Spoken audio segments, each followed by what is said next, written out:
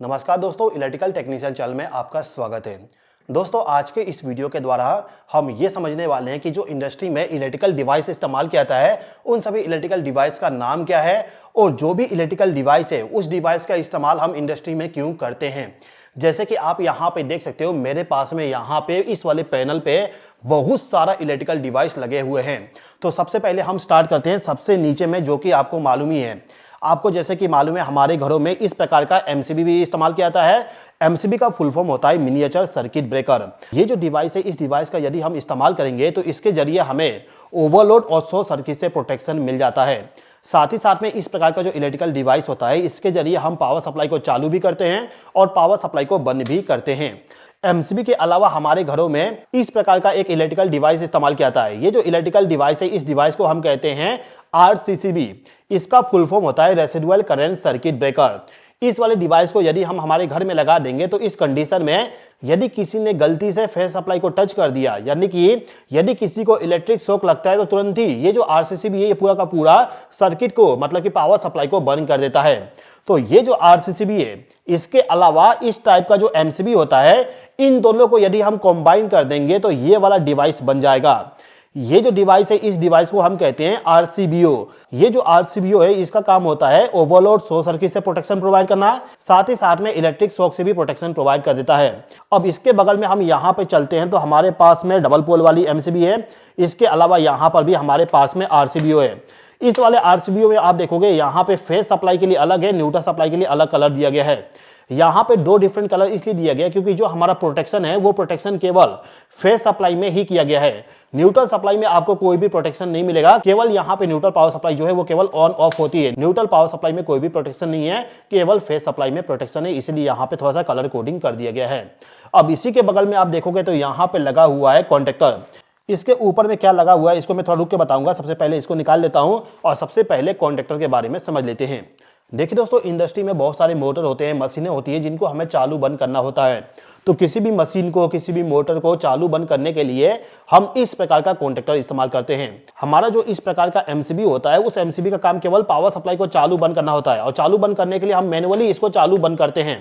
लेकिन यदि आप इस वाले कॉन्टेक्टर को लगा दोगे तो इस कंडीशन में ये कॉन्टेक्टर हमारा कहीं दूर से भी चालू बंद हो जाएगा। इसके अलावा कॉन्टेक्टर का इस्तेमाल करने से हमें बहुत सारा प्रोटेक्शन और बेनिफिट भी मिल जाता है, जो कि मैं आपको यहाँ पे ज़्यादा डिटेल में एक्सप्लेन नहीं करूंगा। अभी के टाइम पे आप ये समझ लीजिए कि जो कॉन्टेक्टर होता है, उस कॉन्टेक्टर के जरिए हम पावर सप्लाई को चालू बंद करने का काम करते हैं। मतलब कि ये एक प्रकार का स्विच है और ये जो स्विच है, इस स्विच का इस्तेमाल हम करते हैं हाई करंट के लिए। मतलब कि जहां पे ज्यादा करंट फ्लो होगा उस करंट को कंट्रोल करने के लिए, मतलब कि चालू बंद करने के लिए हम इस प्रकार के कॉन्टेक्टर का इस्तेमाल कर लेते हैं। अब इस टाइप का जो कॉन्टेक्टर होता है, इसके कंट्रोल वायरिंग में हमें NONC की जरूरत पड़ती है और यदि हमारा कॉन्टेक्टर के ऊपर में NONC कम है तो हम इस प्रकार के NONC कॉन्टेक्ट को भी कनेक्ट करके इस्तेमाल कर सकते हैं। ये जो यहाँ पे NONC कॉन्टेक्ट है, इसको हम चाहें तो यहाँ से रिमूव कर सकते हैं और चाहें तो यहाँ पे लगा के इस्तेमाल भी कर सकते हैं। यदि हम इस वाले NONC कॉन्टेक्ट को कॉन्टेक्टर के साथ कनेक्ट कर देंगे तो इसका वर्किंग जो है वो वर्किंग पूरा का पूरा कॉन्टेक्टर के साथ ही हो जाएगा। मतलब कि ये जो एडम ब्लॉक है, इसको हम एडम ब्लॉक कहते हैं। तो एडम ब्लॉक जो होगा, ये एडम ब्लॉक हमारा केवल NONC का काम करता है। NONC क्या होता है, यदि आपको समझ नहीं आता है तो इसका मैंने वीडियो बना दिया। उस वीडियो को देखने के लिए ये जो आई वाला बटन है, इस पर क्लिक करके आप देख सकते हो, ठीक है। अब इसके अलावा इस वाले कॉन्टेक्टर के ऊपर में इस प्रकार का डिवाइस लगा हुआ था। ये जो डिवाइस है, ये डिवाइस है हमारा टाइमर। ये एक प्रकार का एडम ब्लॉक वाली टाइमर है। इसके बारे में मैं आपको थोड़ा रुक के बताता हूं। इससे पहले एक टाइमर के बारे में समझ लीजिए। जैसे कि आप ऊपर में देखोगे, यहाँ पे एक टाइमर लगा हुआ है। ये जो टाइमर है, इस टाइमर का हम इस्तेमाल करते हैं किसी टाइम के अकॉर्डिंग किसी चीज को कंट्रोल करने के लिए। मान लीजिए कि आपके पास में कोई मोटर है, उस मोटर को केवल आधे घंटे रन करवाना है, तो उसके लिए हम इस प्रकार का टाइमर कनेक्ट कर देते हैं, जिससे क्या होगा, टाइमर हमारा पावर सप्लाई को आधे घंटे के बाद बंद कर देगा, या फिर हम चाहें तो आधे घंटे के बाद में मोटर को चालू करने के लिए इस टाइमर का भी इस्तेमाल कर सकते हैं। तो टाइमर जो होता है, वो टाइमर हमारा किसी पर्टिकुलर टाइम के बाद में किसी मशीन को चालू करने के लिए या फिर पर्टिकुलर टाइम के बाद में मशीन को बंद करने के लिए हम इस प्रकार के डिवाइस को इस्तेमाल करते हैं, मतलब कि टाइमर का इस्तेमाल करते हैं। तो ये जो टाइमर है, इसी टाइमर का एक दूसरा रूप आप यहाँ पे देख सकते हो, ये वाला। उस वाले टाइमर को ऑपरेट करवाने के लिए हमें पावर सप्लाई प्रोवाइड करना पड़ता है, लेकिन इस वाले टाइमर को ऑपरेट करवाने के लिए हमें केवल कॉन्टेक्टर को चालू करना पड़ता है। जैसे ही कॉन्टेक्टर चालू होगा, इसका भी टाइम काउंट होना स्टार्ट हो जाएगा। इस टाइप का टाइमर हमारा ऑन डिले और ऑफ डिले में आता है। ये जो टाइमर लगा हुआ है, ये हो गया यहाँ पे ऑफ डिले। आप देखोगे यहाँ पे लिखा हुआ है ऑफ डिले। और इसी के बगल में आप देखोगे यहाँ पे एक और टाइमर लगा हुआ है और ये टाइमर हमारा है ऑन डिले। आप यहाँ पे देख सकते हैं इसके ऊपर में लिखा हुआ है on delay. On delay timer और ऑफ डिले टाइमर क्या होता है और इनके बीच में डिफरेंस क्या है, यदि आप सीखना चाहते हो तो इसका भी वीडियो मैंने बना दिया हूं, आई बटन पे आपको लिंक मिल जाएगा। ठीक है, अच्छा यहाँ पे आप देखोगे मेरे पास में यहाँ पे एक और डिवाइस है। ये डिवाइस होता है वोल्टेज से प्रोटेक्ट करने वाली डिवाइस। जैसे कि आप लोगों ने देखेंगे हमारे घरों में जो पावर सप्लाई आती है वो पावर सप्लाई कभी कभी बढ़ जाती है, कभी कभी कम हो जाती है, मतलब कि हाई वोल्टेज होता है, कभी कभी लो वोल्टेज हो जाती है। तो हाई वोल्टेज से और लो वोल्टेज से प्रोटेक्ट करने के लिए हम इस प्रकार के डिवाइस का इस्तेमाल करते हैं। इस वाले डिवाइस को हम कहते हैं वोल्टेज मॉनिटरिंग रिले या फिर वोल्टेज प्रोटेक्शन डिवाइस। ठीक है, इसी के बगल में यहाँ पे एक पल्स वाली रिले है। इस रिले का काम होता है चालू और बंद करना, मतलब कि जिस प्रकार से हमारा स्विच होता है सेम इसी प्रकार से होता है ये भी। इसमें हमें पावर सप्लाई प्रोवाइड करना होता है। पावर सप्लाई प्रोवाइड करेंगे तो ये एक बार में ऑन हो जाएगा, दूसरी बार पावर सप्लाई प्रोवाइड करने पे ये ऑफ हो जाएगा। मतलब कि यदि हम एक बार पल्स सिग्नल देंगे तो ये ऑन हो जाएगी और दूसरी बार पल्स सिग्नल देने पे ये ऑफ हो जाएगा। इसके बगल में जो यहाँ पे ये वाला डिवाइस है, ये डिवाइस भी हमारा कॉन्टेक्टर है। मतलब कि जिस प्रकार से ये वाला कॉन्टेक्टर है सेम टू सेम ये वाला भी हमारा कॉन्टेक्टर है। इसका भी working same to same contactor के जैसे ही है। इसके बगल में यहाँ पे टाइम स्विच लगा हुआ है, मतलब कि एक टाइमर है जिसपे हम टाइम को प्रोग्राम करके अपने टाइम के अकॉर्डिंग किसी डिवाइस को चालू बंद करवा सकते हैं। इस वाले टाइमर में डिस्प्ले दिया गया, मतलब कि ये डिजिटल वाली टाइम स्विच है। ठीक है, अब इसी के ऊपर में देखोगे यहाँ पर भी डिजिटल वाली टाइमर है। इस वाले टाइमर में हम टाइम को प्रोग्राम करके आसानी से टाइम के अकॉर्डिंग किसी भी डिवाइस को चालू बंद कर सकते हैं। यहाँ पे एमसीबी है, ये है हमारा टाइमर। इस टाइप का टाइमर का इस्तेमाल मोस्टली कंडीशन में जो स्ट्रीट लाइट होती है उसको चालू बंद करने के लिए इस्तेमाल करते हैं। वैसे ये जो सभी इलेक्ट्रिकल डिवाइस है इनका वीडियो मैंने ऑलरेडी बना दिया हूँ। यदि आप इन सभी डिवाइस में से किसी भी डिवाइस के बारे में जानना चाहते हो तो इसके लिए मेरा जो यूट्यूब चैनल है वहां पर जाके आप देख सकते हो, वीडियो आपको मिल जाएगा। आपको थोड़ा सा खोजना पड़ेगा लेकिन हर एक डिवाइस का आपको अलग अलग वीडियो मिल जाएगा। मतलब कि यहाँ पे ये वाला टाइमर जो है इसका इस्तेमाल कैसे करेंगे, किस प्रकार से वायरिंग करेंगे उसका भी वीडियो आपको मिल जाएगा। इस वाले टाइमर का भी आपको वीडियो मिल जाएगा। ये जो यहाँ पे मैकेनिकल टाइमर है इस टाइमर का भी वर्किंग कैसे होती है, किस प्रकार से वायरिंग करते हैं उसका भी वीडियो आपको मिल जाएगा। इसके अलावा दोस्तों मैं आपको बताना चाहूंगा यदि आप इलेक्ट्रिकल वायरिंग को सीखना चाहते हो तो मैंने एक कोर्स बनाया हूं जिस कोर्स की मदद से आप आसानी से किसी भी इलेक्ट्रिकल पैनल का वायरिंग, किसी भी स्टार्टर का वायरिंग सीख सकते हो। तो यदि आप इलेक्ट्रिकल वायरिंग को सीखना चाहते हो तो इसके लिए मेरा जो इलेक्ट्रिकल टेक्नीशियन वाली ऐप है उसको आप डाउनलोड कर लीजिएगा। ऐप को डाउनलोड करने का लिंक मैंने डिस्क्रिप्शन में दे दिया हूं। साथ ही साथ में जो कोर्स है इलेक्ट्रिकल वायरिंग का उस कोर्स का भी लिंक मैंने डिस्क्रिप्शन में दे दिया हूं, वहां पे क्लिक करके आप कोर्स को ज्वाइन कर सकते हो। चलिए अब हम यहां पे बाकी डिवाइस के बारे में भी समझ लेते हैं। जैसे कि मैंने आपको थोड़ी देर पहले बताया ओवर वोल्टेज अंडर वोल्टेज से प्रोटेक्ट करने के लिए हम एक डिवाइस का इस्तेमाल करते हैं जिसको हम कहते हैं वोल्टेज मॉनिटरिंग रिले। सेम वही डिवाइस यहां पे ये लगा हुआ है। इस डिवाइस में हमें ओवर वोल्टेज, अंडर वोल्टेज, इसके अलावा ओवर करंट से भी प्रोटेक्शन मिल जाती है। इसके अलावा यहाँ पे डिजिटल वाली टाइमर है। इस टाइमर का भी काम पूरा का पूरा हमारा उस वाले टाइमर के जैसे ही होता है, मतलब कि जो भी प्रोग्रामिंग करेंगे उस प्रोग्रामिंग के अकॉर्डिंग हमारे डिवाइस को चालू बंद करेगा। यहाँ पे लगा हुआ है वीएमआर जो कि ये वाला है, यहाँ पर भी टाइमर है। इसके अलावा आप देखोगे यहाँ पे ये वाला डिवाइस लगा हुआ है। ये जो डिवाइस है इस डिवाइस को हम कहते हैं फ्यूज। ये जो पूरा हिस्सा है इसको हम कहते हैं फ्यूज होल्डर और इसके अंदर में हम फ्यूज को डालते हैं इस प्रकार से। ये होता है फ्यूज। फ्यूज का काम हमारा सेम टू सेम एमसीबी के जैसे होता है, मतलब कि ओवर करंट और शॉर्ट सर्किट के कंडीशन में ये फ्यूज हमारा ब्लोंड हो जाएगी। तो इंडस्ट्री में फ्यूज को लगाने के लिए हम इस प्रकार का फ्यूज होल्डर का इस्तेमाल करते हैं। इसको मैं यहाँ पे दोबारा लगा देता हूँ और बंद कर देता हूँ। इसके बगल में यहाँ पे वोल्ट मीटर है। इस वाले वोल्ट मीटर में आप आर वाई बी तीनों फेज के वोल्टेज को मेजर कर सकते हो और इस वाले वोल्ट मीटर में केवल एक फेज के वोल्टेज को मेजर कर सकते हो। आप चाहें तो फेज टू फेज वोल्टेज को मेजर कर लीजिए या फिर फेज टू न्यूट्रल वोल्टेज को मेजर कर लीजिए। दोनों कंडीशन में हमारा ये वोल्ट मीटर काम आ जाएगा। इसके अलावा यहाँ पर भी मेरे पास में बहुत सारा फ्यूज होल्डर है जिसके अंदर में फ्यूज ऑलरेडी लगा हुआ है। ये है हमारा over voltage under voltage protection relay जो कि मैंने आपको बता दिया। यहां पर है फ्रीक्वेंसी मीटर, मतलब कि जो हमारे घरों में पावर सप्लाई आती है उस पावर सप्लाई का फ्रीक्वेंसी कितना है, यदि आप उसको चेक करना चाहते हो तो इस वाले फ्रीक्वेंसी मीटर का इस्तेमाल करना पड़ेगा। इसके अलावा यहाँ पे अमीटर, वोल्ट मीटर है जिसके जरिए हम करंट और वोल्टेज दोनों को मेजर कर सकते हैं। अब यहाँ पर है रिले। रिले का काम भी सेम टू सेम कॉन्टेक्टर के जैसे होता है, मतलब कि रिले भी हमारा एक प्रकार का स्विच है, लेकिन इस वाले स्विच का इस्तेमाल हम लो करंट के लिए करते हैं। मतलब कि यदि 1-2 एम्पीयर का करंट फ्लो हो रहा है तो उस जगह पे हम इस वाले रिले का इस्तेमाल कर लेंगे। वैसे रिले का इस्तेमाल मोस्टली कंडीशन में हम कंट्रोल सर्किट में करते हैं। रिले के बारे में यदि आप डिटेल से समझना चाहते हो तो वीडियो मैंने बना दिया हूं, वहां पे आप जाके देख सकते हो।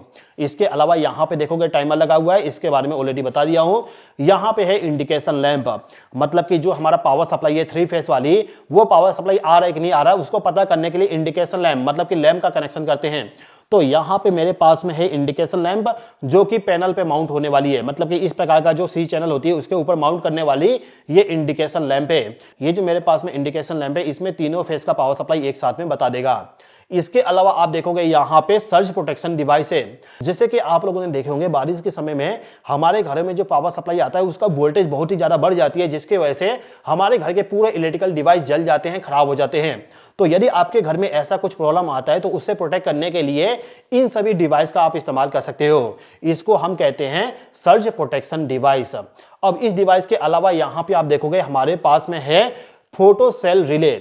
फोटो सेल रिले जो होता है ये एक प्रकार का स्विच है जो कि अंधेरे होने पे लाइट को चालू कर देगा और उजाला होने पे लाइट को बंद कर देगा। जैसे कि आपके पास में कोई गार्डन में लाइट है, उस लाइट को यदि आप चाहते हो रात होते ही ऑटोमेटिकली चालू हो जाए और उजाला होते ही ऑटोमेटिकली लाइट बंद हो जाए, तो उसके लिए आप इस वाले रिले का इस्तेमाल कर सकते हो। ये हो गया फोटो सेल, और इस फोटो सेल के साथ में हमें इस वाले रिले को कनेक्ट करना पड़ता है। ये जो रिले, इस रिले का काम है जो हमारा उजाला है, मतलब कि कितना अंधेरा होने पे लाइट को चालू करना है, कितना उजाला होने पे लाइट को बंद करना है, उसके लिए हम इस वाले रिले का इस्तेमाल करते हैं। इसी रिले के बगल में आप देखोगे यहाँ पे स्टार डेल्टा वाली टाइमर है। ये जो टाइमर है इस टाइमर को केवल स्टार डेल्टा स्टार्टर जो होती है उसके लिए बनाया गया है। तो स्टार डेल्टा स्टार्टर के लिए हमें इसी प्रकार का टाइमर इस्तेमाल करना होता है। इसके बगल में यहाँ पे मेरे पास में है लिक्विड लेवल कंट्रोलर। ये जो लिक्विड लेवल कंट्रोलर, इसका काम होता है किसी भी टैंक के अंदर में पानी, ऑयल जो होगा उसका लेवल जो होगा उस लेवल को डिटेक्ट करे और उसके अकॉर्डिंग आउटपुट सिग्नल को जनरेट करे, जिसका इस्तेमाल हम किसी पंप को, किसी मोटर को चालू बंद करने के लिए इस्तेमाल कर सकते हैं। अब इसी के बगल में यहाँ पे डिजिटल वाली टाइमर है जिसमें हम यहाँ पे टाइम देख सकते हैं और यहाँ पे प्रोग्रामिंग कर सकते हैं। वैसे ये जो टाइमर है इस टाइमर में हमें ऑन डिले, ऑफ डिले दोनों का ऑप्शन मिल जाता है। और इसी टाइमर के बगल में और भी बहुत सारे टाइमर लगे हुए हैं जिनका काम केवल टाइम के अकॉर्डिंग किसी डिवाइस को चालू बंद करना होता है। तो इन सभी के बारे में मैं ज्यादा एक्सप्लेन नहीं करता हूं, आपको यहाँ पे समझ में आ गया होगा कि टाइमर का काम क्या होता है। अब टाइमर के ऊपर में यदि आप देखोगे तो यहाँ पे लगा हुआ है एनर्जी मीटर। सिंगल फेज का जो पावर सप्लाई होता है उसका यदि हमें एनर्जी मेजरमेंट करना है तो उसके लिए हम इस वाले एनर्जी मीटर का इस्तेमाल कर सकते हैं। वैसे ये एनर्जी मीटर हमारा वाईफाई के साथ कनेक्ट हो जाती है, जिससे कि हम इसका पूरा डिटेल मोबाइल में देख सकते हैं। इसके अलावा यहाँ पे सॉकेट है। हमारे घरों में जो नॉर्मल सॉकेट इस्तेमाल किया जाता है सेम उसी प्रकार से सॉकेट यहाँ पे दिया गया है। इस टाइप का सॉकेट हम इंडस्ट्री में इलेक्ट्रिकल पैनल के अंदर करते हैं जिससे कि हम पावर सप्लाई इसके जरिए ले सके। ठीक है, इसके बगल में यहाँ पे है मोटर प्रोटेक्शन सर्किट ब्रेकर, मतलब कि एमपीसीबी। एमपीसीबी का इस्तेमाल हम करते हैं किसी मोटर को चालू बंद करने के लिए और उस मोटर को प्रोटेक्ट करने के लिए। मोटर को प्रोटेक्ट करने के लिए हम चाहें तो ओवरलोड रिले का इस्तेमाल कर लें या फिर एमपीसीबी का इस्तेमाल कर लें, बात एक ही होगा। ये जो एमपीसीबी है इस एमपीसीबी को केवल मोटर के लिए डिजाइन किया गया है। इसके बगल में यहाँ पे आप देख सकते हो कॉन्टेक्टर है। ये एक मॉड्यूलर कॉन्टेक्टर है। जिस प्रकार से ये वाला कॉन्टेक्टर है सेम इसी प्रकार से ये भी हमारा कॉन्टेक्टर है। इन दोनों कॉन्टेक्टर में कोई भी डिफरेंस नहीं है, वर्किंग सेम टू सेम होता है, केवल इसका डिजाइन यहाँ पे अलग है। इसके अलावा यहाँ पे एक और कॉन्टेक्टर है और यहाँ पे मेरे पास में है वाईफाई कंट्रोलर। यदि आप चाहते हो कि मोबाइल के जरिए किसी डिवाइस को चालू बंद करना तो उसके लिए आप चाहें तो इस प्रकार का जो वाईफाई कंट्रोलर होती है उसका इस्तेमाल कर सकते हो। वाईफाई कंट्रोलर का इस्तेमाल करके हम आसानी से किसी भी डिवाइस को मोबाइल के जरिए चालू कर सकते हैं और मोबाइल के जरिए ही बंद कर सकते हैं। इसके बगल में आप देखोगे यहाँ पे एमसीबी है, लेकिन ये वाला जो एमसीबी है ये एमसीबी हमारा वाईफाई वाली एमसीबी है, मतलब कि मोबाइल के जरिए इस वाले एमसीबी को हम चालू कर सकते हैं और बंद भी कर सकते हैं। इसके अलावा इस एमसीबी का यदि हम इस्तेमाल करते हैं तो कितना एम्पियर करंट फ्लो हो रहा है, कितना वोल्टेज है, हर एक चीज को हम मोबाइल के अंदर देख सकते हैं। इस वाले वाईफाई एमसीबी के बगल में यहाँ पे है आइसोलेटर। आइसोलेटर जो होता है इसका काम होता है पावर सप्लाई को केवल चालू करना और बंद करना। ये जो आइसोलेटर है इसका इस्तेमाल हम सोलर पैनल के साथ में करते हैं। इसके अलावा ऊपर में यदि आप देखोगे तो मेरे पास में और भी चीजें हैं, जैसे कि यहाँ पे वोल्टेज को कंट्रोल करने के लिए वोल्टेज मॉनिटरिंग रिले कॉन्टेक्टर यहाँ पर है। ये कॉन्टेक्टर थोड़ा सा डिफरेंट है। इस वाले कॉन्टेक्टर का इस्तेमाल हम पावर फैक्टर वाली जो कैपेसिटर होती है उसको चालू बंद करने के लिए इस्तेमाल करते हैं। यहाँ पे मेरे पास में इलेक्ट्रॉनिक ओवरलोड रिले है। मोटर के साथ में जो हम ओवरलोड रिले इस्तेमाल करते हैं उसी के जैसे पूरा का पूरा ये वाला भी ओवरलोड रिले होता है, लेकिन उस वाले ओवरलोड रिले से ज्यादा प्रोटेक्शन आपको इलेक्ट्रॉनिक वाली ओवरलोड रिले प्रोवाइड कर देता है। इस वाले ओवरलोड रिले में करंट को हम सेट कर सकते हैं, साथ ही साथ में यहाँ पे हम टाइम को भी सेट कर सकते हैं कि कितना टाइम में हमें ओवरलोड रिले के जरिए मोटर को बंद करवाना है। इसके बगल में आप देखोगे यहाँ पे मेरे पास में डिजिटल कॉन्टेक्टर है। यहाँ पे मेरे पास में फ्लैशर रिले है। फ्लैशर रिले भी हमारा एक प्रकार का टाइमर ही है जो कि टाइम के अकॉर्डिंग दो मोटर को चालू बंद करता है। मतलब कि यदि आपके पास में कोई दो मोटर है, उस मोटर को अल्टरनेट में चालू बंद करवाना है तो उसके लिए हम इस प्रकार का फ्लैशर रिले का इस्तेमाल करते हैं। इसके बगल में यहाँ पे हमारे पास में पिन टाइप का टाइमर है। अब ये जो सभी इलेक्ट्रिकल डिवाइस है, इस डिवाइस के अलावा भी मेरे पास में बहुत सारा इलेक्ट्रिकल डिवाइस है जिसके बारे में मैं आपको अभी के टाइम पे नहीं बता रहा हूं। यदि आप सभी लोग कमेंट करेंगे कि सर बाकी डिवाइस के बारे में भी बताइए, तो मैं उसके लिए उसका वीडियो बना दूंगा, मतलब कि इस वीडियो का सेकंड पार्ट आ जाएगा यदि आप सभी लोग कमेंट करते हैं तो। और दोस्तों मैं आपसे बताना चाहूंगा कि यदि आप इलेक्ट्रिकल वायरिंग को सीखना चाहते हो तो मेरा जो कोर्स है उस कोर्स को आप ज्वाइन कर लीजिएगा।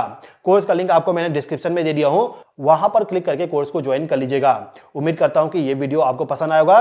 वीडियो पसंद आए तो लाइक जरूर कर दीजिएगा, और यदि आपने अभी तक चैनल को सब्सक्राइब नहीं किए तो सब्सक्राइब भी कर लीजिएगा। इस वीडियो को देखने के लिए धन्यवाद।